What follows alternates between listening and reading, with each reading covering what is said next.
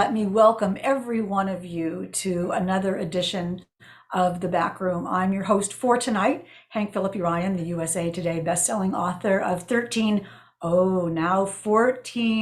novels of suspense. The new one, The House Guest, has a wonderful cover in real life, but we just have these advanced bound manuscripts, and I'm so excited about it, so thrilled with that. But let me introduce you tonight to, first of all, Samantha Bailey. Samantha Bailey is the #1 best-selling and USA Today best-selling author of Woman on the Edge. Her new book is Watch Out for Her, which is coming up, which is out this week. Is that right, Sam? It came out on Tuesday.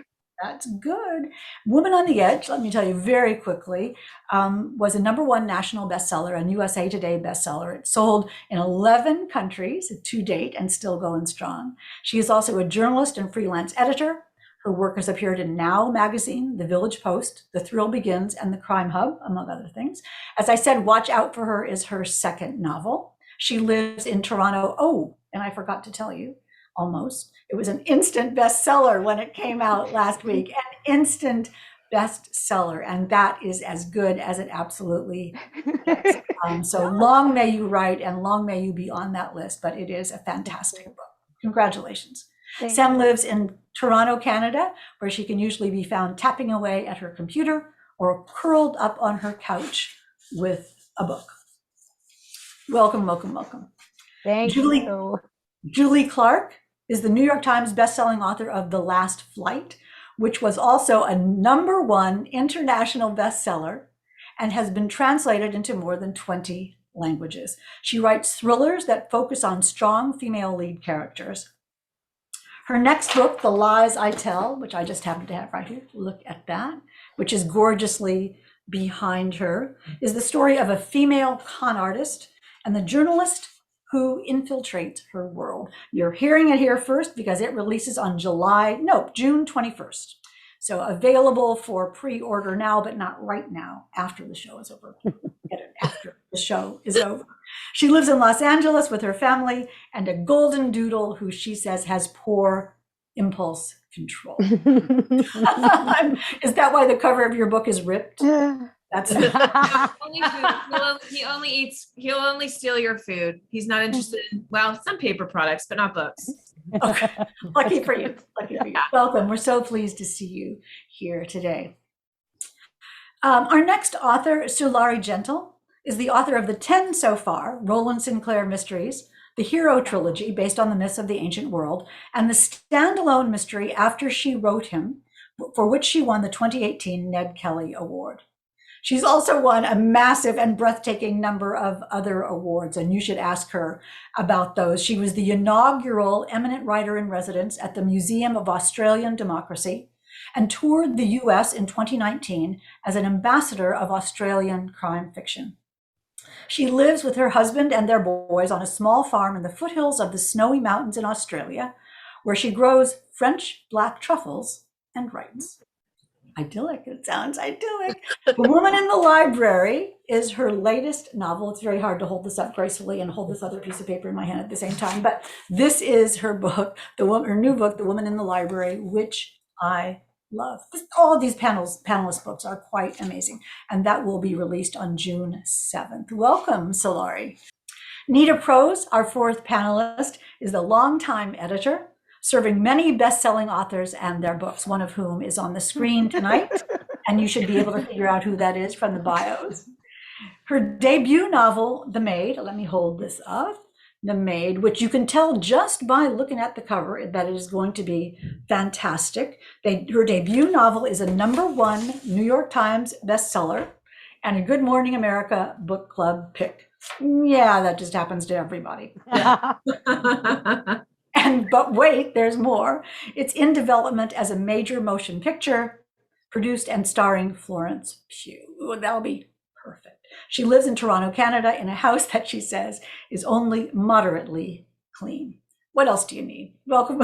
Moderate. It's so-so. It'll pass. So-so is good. So-so is good. It is not polished to perfection. No, it is not. No, it is not. So for those who've read the book, this makes sense. For anyone else, they now think I'm mad.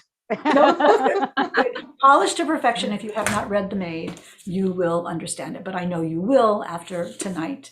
So now what we do in the back room, and all of you veterans know about this, and the new people are going to love this. Karen and I have developed the back room, not quite 20 questions on these fabulous little cards, and we will ask our authors some of these questions just to let you get to know them a little bit more and figure out some things that you might ask them in your breakout room. And they're just funny questions. So let's see here. Oh, my screen just went crazy. All right. First question is to Julie Clark.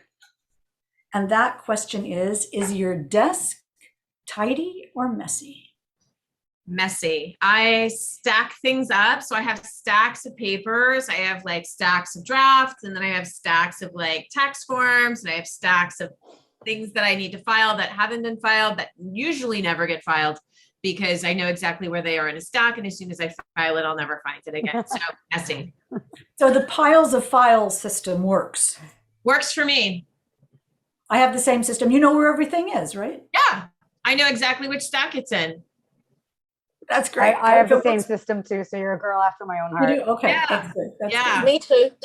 Me too. I can't write on my desk. I write in bed. My desk is still Wow, I can't believe that. That's amazing. Yeah. On a computer? Yeah. Yeah, on the And laptop, longhand in my too. pajamas. Yeah. Sitting up or Yeah. lying down? I sit up, lie down, and I watch, and I type. Sitting up. That's great. Now we know how you all file and write. Lovely, lovely.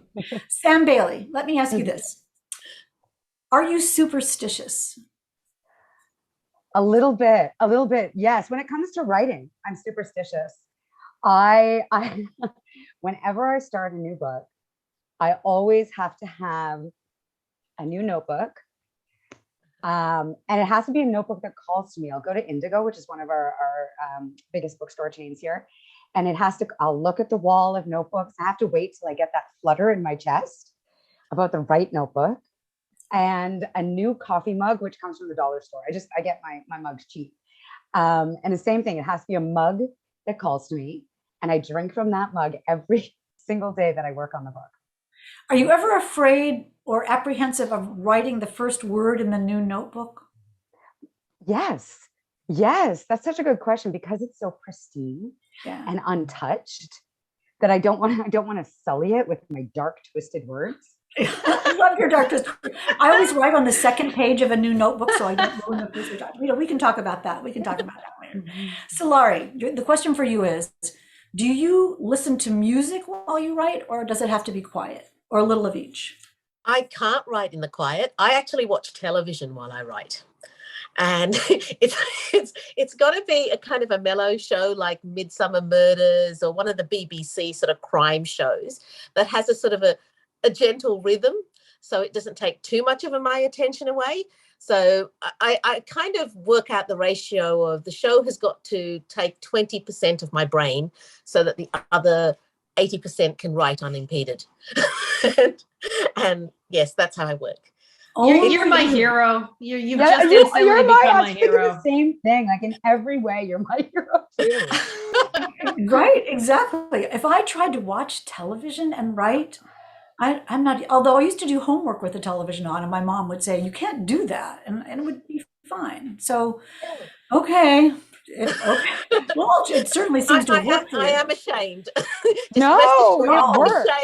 Fantastic. But that is the Obviously, truth. it works for you. So, okay, let's go on to Nita. Nita, your question is a little different. What is the best thing? This is our favorite backroom question. What is the best thing that's happened to you today? Oh my goodness. My partner ordered fantastic Hungarian food, and I ate this pile of French fries before I got here that was so delicious. Like just the perfect amount of salt and vinegar.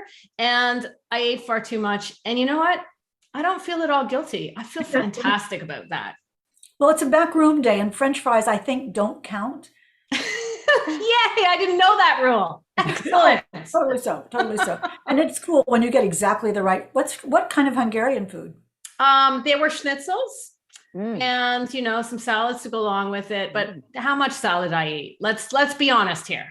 I ate a mountain of fries and a chicken schnitzel, and it was massive. And nope, am I sorry? Nope, it was great. Well, Sulari knows about the ratios. It's a salad to schnitzel ratio.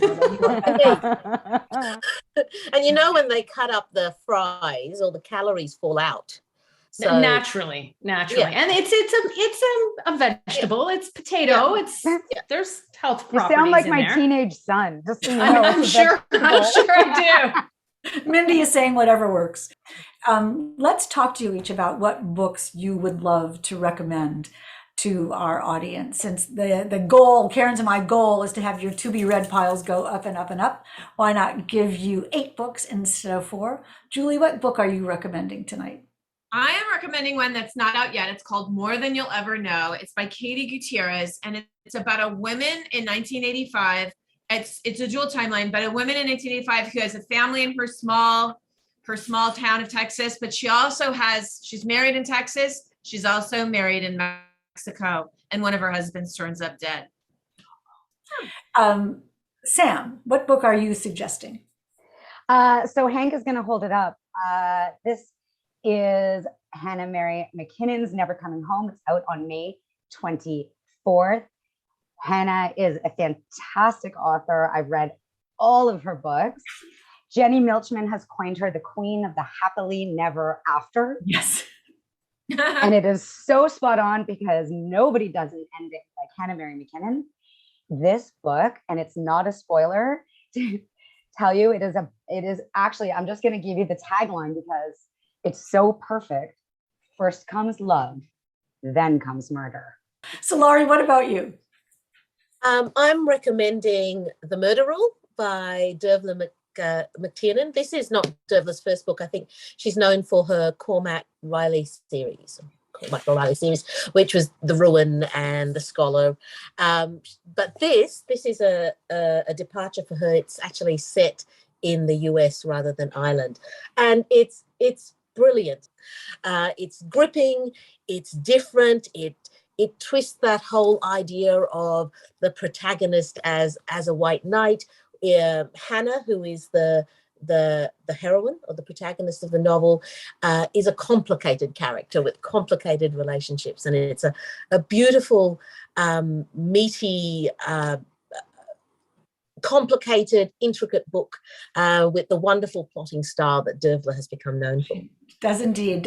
And I have to tell you that this is so amazing, you all, because we did not plan this, but Hannah Mary McKinnon will be in the back room this summer, as will Dervla be in the back room this summer. So I hope you will all come and meet all of our summer authors, including those 2. Those 3, actually. Nita, what book are you recommending? I am recommending The Push by Ashley O'Drain. This has been out for a while now, but I continue to talk about it because I really think it's a masterpiece in a few different ways. It is a thriller, and it looks very closely at the nature of the bonds we all assume are supposed to be natural between mothers and their children. But this really examines how difficult it is to be a mother, and what happens when unconditional love might not be entirely reasonable or even possible. This is such a delicately, finely written look at all of the myths of motherhood, what we assume it's supposed to mean, and then challenges the fabric of that and undoes sort of your moral compass around everything you thought a matriarch and children can be. Wasn't that fun? We hope you enjoyed that taste of what a backroom session is like. But more fun comes immediately afterward. That's when the audience is broken up into 4 breakout rooms, and each author in turn visits each room. We'd love to show you what a breakout session is like, because those relaxed face-to-face conversations between best-selling authors and readers are the hallmark of backroom events. But breakout sessions are never recorded, because what's said in the back room stays in the back room.